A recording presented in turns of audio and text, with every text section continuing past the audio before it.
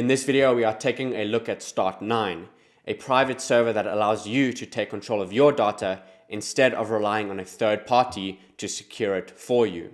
Start9 can run a variety of different services like a Bitcoin node, a Lightning node, BTC Pay server, password managers, and much more. If you like to DIY, you can build your own server from scratch using locally sourced parts, and then by flashing the StartOS software onto that machine. If you are interested in building your own, have a look on their website for their DIY guides. You can also purchase a pre-built machine from Start9 themselves, which is what I have done. I have the server 1, and in this video I will be showing you what comes in the box, how to set up your Start9, and finally how to run a Bitcoin node.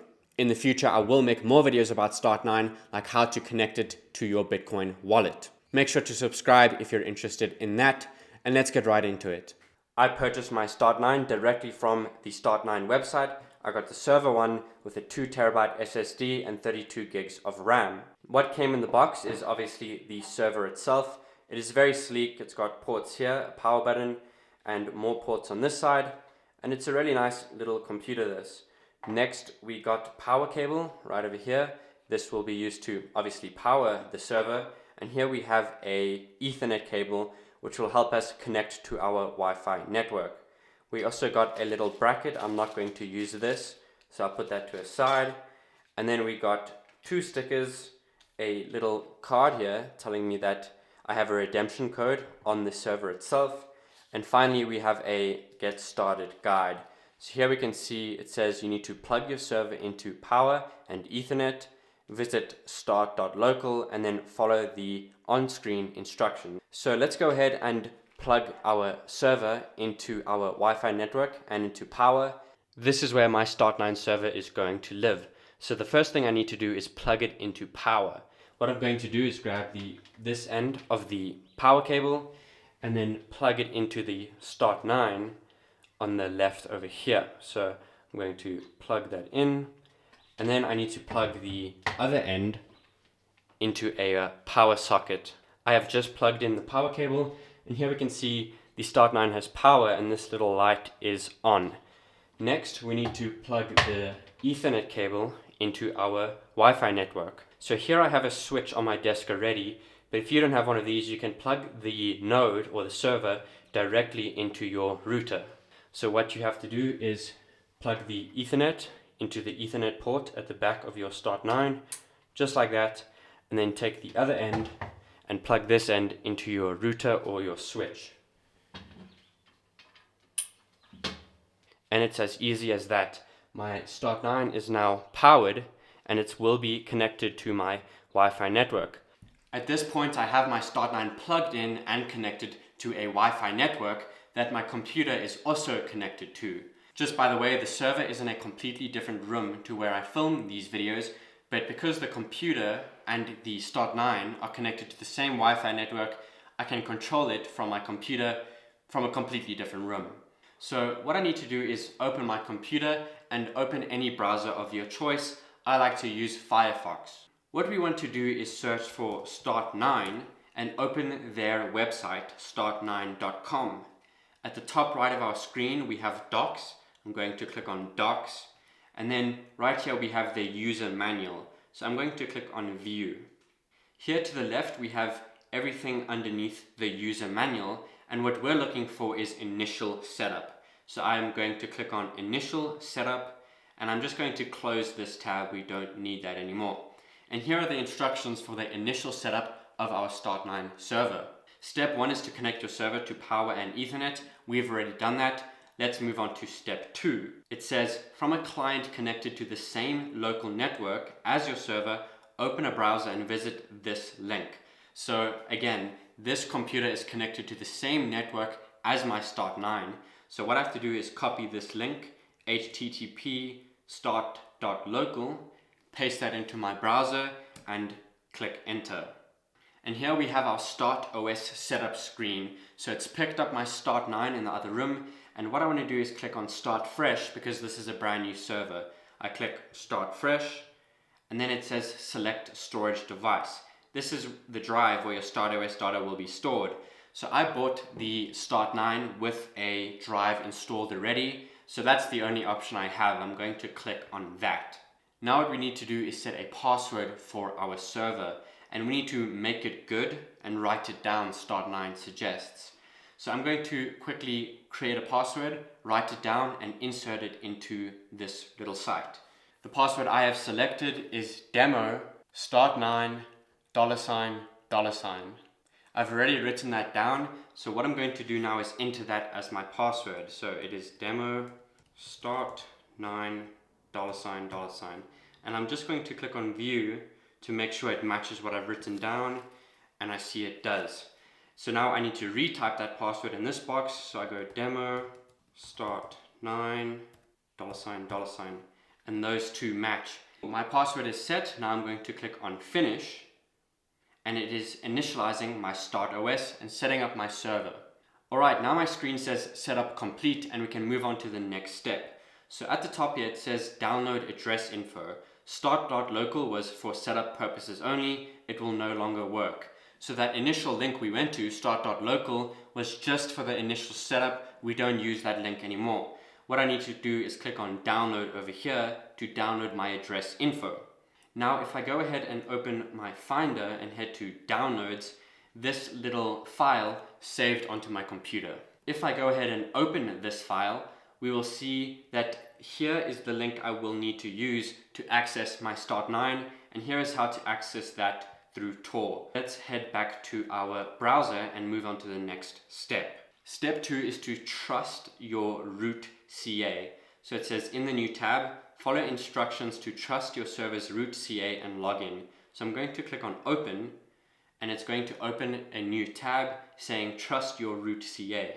So what we're going to do in this step is download and trust our server's root certificate authority to establish a secure connection to our server. And you will need to repeat this on every device that you use to connect to this server. Basically, what we're doing is ensuring that the connection between our computer and the Start9 is secure with HTTPS.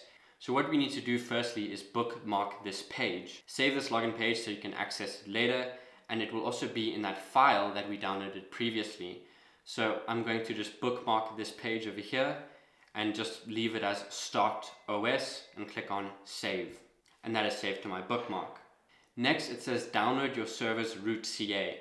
Your server uses its root CA to generate SSL TLS certificate for itself and installed services. These certificates are then used to encrypt network traffic with your client devices. So we need to go ahead and download this file, which will save again to our downloads folder. Now that we have that downloaded, let's move to step 3, which is to trust your server's root CA. So follow the instructions for your OS. By trusting your server's root CA, your device can verify the authenticity of encrypted communications with your server. So I'm going to click on View Instructions. It's going to open in a new tab, and I need to look for Mac OS because I'm running Mac OS over here. Here under step 2, under Trusting, here I can see Mac. Of course, click whatever you use, but I'm going to click on Mac, and it will show me the instructions. Step 1 is to ensure you have downloaded your root CA. I already did this on this page when I clicked on download over here. So that step is done. Step 2 is to locate your downloaded root CA. Right click on it and select show in folder. I already know where this is, so I'm going to click on Finder, click on downloads, and here is that certificate. Step 3 is to locate your unique file in your downloads folder and double click it to import it into Keychain Access Program. You will be prompted for your macOS username and password or thumbprint. Then select Modify Keychain. So what I'm going to do is open my downloads folder over here, and I'm going to double click on the certificate. Now it's going to open this screen and ask us if we want to add the certificate to our keychain. So I'm going to click on Add, and an error has occurred. Now the reason for this is because I'm using a different profile on my Mac to my main one. This is the one I use to film videos. So what I need to do to fix that is double click the certificate and change this keychain to System, then click on Add. Now it's going to ask me for my username and password for my main account. So I'm going to fill that in, and I'll be back when that is done. I have filled in my details. I click on Modify Keychain, And there we go, my keychain has now been modified and step 3 is complete. In step 4, we need to press Command and Spacebar to launch a program, type in keychain access and select the resulting keychain access program. So what you need to do is click Command and Spacebar to open your Spotlight search, or you can just click on this little magnifying glass at the top right of your screen and then search keychain access. Here it is at the top, so I'm going to click on that. Now we need to make sure that we are on System at the left of our screen here, and then we need to click on Certificates at the top right. So in step 5 it says your service CA certificate will be displayed among the imported certificates in keychain access. Right click on the imported CA cert and select Get Info. So here is the one I've just imported, Hasty Fibs. What I need to do is double click and then click on Get Info. And here is all the information about this certificate. So let's scroll down and see what the next step is. What we need to do here is expand the trust heading, then select Always Trust on SSL and X509 basic policy. So what I'm going to do is open that screen we just opened right over here, and it says I need to expand trust. So I'm going to click on Trust over here, and then we need to select Always Trust on Secure Socket Layer and X509 basic policy. So here next to Secure Socket Layer, I'm going to say Always Trust. And then next is X509 basic policy, which is all the way at the bottom. I'm going to click on Always Trust. Now it says we need to click the red button on the top left of the local root CA dialog window. So I'm going to click this little X over here, and we need to fill in our password once again. Let me go ahead and do that. I filled in that password and clicked Update Settings, and now we can see this screen here. This certificate is marked as trusted for all users, and we can see it is that Hasty Fibs certificate that I just imported from Start9. So I can go ahead and close this keychain access now and move on to step 7. It says you'll be prompted to update your new username and password and click Update Settings. We already did that. So we can move on to step 8. Step 8 says you will see your service certificate as trusted now, signed by a blue plus sign, and it says this certificate is marked as trusted. We already saw that. We had the blue check, well, the blue plus sign, and it said that this certificate is trusted. Step 8 is complete. Now, step 9 says if using Firefox or Tor, complete this final step. I'm using Firefox, so let me open this in a new tab. And it opens this setting. Now, if you're not using Firefox or Tor, you probably don't have to do this. I am using Firefox, so I'm going to quickly follow these instructions for Mac. It says open Firefox and enter about config in the URL bar. So I'm going to open this, copy that, paste that in a new tab and click return, and I can click I accept the risk and continue. Now let's go back to the instructions.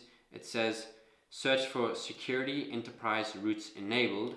I'm going to copy that long text, paste it in Firefox, and it is already set to true. What we had to do is set it to true, but that's already done, so that step is complete. Now this is all done. I need to restart Firefox. Mine was already set to true, so I'm not going to restart that. If you had to change yours from false to true, go ahead and restart Firefox. Alright, so all those steps are complete. Let me close this tab and close this tab again, and now we're back at the main login screen for our Start9. I have completed all of these instructions, and now onto step 4. It says test. Refresh the page. If refreshing doesn't work, you may need to quit and reopen your browser. So let's click on refresh and see what happens. Okay, so we're getting the same instructions again, which is incorrect. We shouldn't see this anymore. So I'm going to quit Firefox quickly and then go ahead and reopen that. Okay, now earlier we bookmarked the StartOS to our Firefox browser. So I'm going to click on StartOS. And there we go. It says root CA trusted. You have successfully trusted your server's root CA and may now log in securely. I'm going to click on go to login. And here, just one thing to note is that we have HTTPS, which means we have a secure connection with our server. Now it's asking for my password, which is demo start9. $9. I filled that in and I click on login. And there we go. It says, welcome to StartOS. And everything looks good, operational, and ready to go. To start running a Bitcoin node, what we want to do is click on Marketplace on the left of our screen. And here it will show the Start9 registry with all the apps we can download onto our Start9. So here I can already see Bitcoin Core, but let's have a browse at the options. If I click on Bitcoin over here, here is everything to do with Bitcoin. We've got Bitcoin Pay Server, Bitcoin Core, mempool, and so on. If I click on Communications, here's SimpleX, Ghost, a whole bunch of options, Data, more options, AI, Lightning, and if I click on All, here are all the different applications we can download with Start9. One thing to note is that all these applications are Start9's registry. It says here, services are packed and maintained by Start9 team. All of these are made by Start9 themselves. But there is also a marketplace for different apps. So here under Start9 registry, if we change this, we can click on Community Registry. And then I click on Connect at the bottom. And here are a whole bunch of other things we can download onto Start9 made by people in the community, not by Start9. So what you want to do is ensure that you trust the people that are developing these extra tools before downloading them onto your Start9. So what we are after today is running a Bitcoin node. I'm going to change this back to Start9 registry and click on Connect. And then I want to download Bitcoin Core. So here on Bitcoin, here is Bitcoin Core. I click on that and I want to click on Install. And now it's going to begin the installation of Bitcoin Core. That is the software itself, not the Bitcoin blockchain. So Bitcoin Core has been installed. What I can do now is click on View Installed, and there we can see it is downloading. This is in my Services tab now, notice at the top left. So if I exit this and I click on Services, here we can see all the services that I have installed, and right now it's only Bitcoin Core, which is in the process of installing. So now I have Bitcoin Core installed and it says needs config. So I'm going to click on Bitcoin Core and it says again needs config, and here I can click on configure. So it says Bitcoin Core has been automatically configured with recommended defaults. Make whatever changes you want, then click save. So here we can have a read through what the options are. What I am going to do is click on wallet here, have a quick read, click on advanced. And yeah, I'm not going to change anything. I'm going to stick with the recommended settings and click on save. And there we go. Bitcoin Core is ready to go. What I can do now is click on start. And what it's going to do now is download the entire blockchain onto my Start9 server. Here we can see syncing blockchain. This may take several days and the progress is 0.00%. Right now, all we need to do is just wait for Bitcoin Core to fully sync, and then we can start messing around with our node, connecting to wallets and everything like that. In my experience, this takes 3 to 5 days, but I'm in South Africa, which is pretty far from the rest of the world, meaning I have to download information from nodes that may be far further away than they are to you. I have helped people set up nodes in the States, and they took 1 day to fully sync. About 6 days have passed and my Bitcoin Core node is fully synced. So under services, if I click on Bitcoin Core, here we can see success. Bitcoin Core is synced with the network. So this means I have downloaded every single block on Bitcoin's blockchain, and I have a copy of every transaction ever made. To take full advantage of your Bitcoin node, you would want to connect it to your Bitcoin wallet. In my next video, I'll show you how to connect this Bitcoin node to your Sparrow wallet.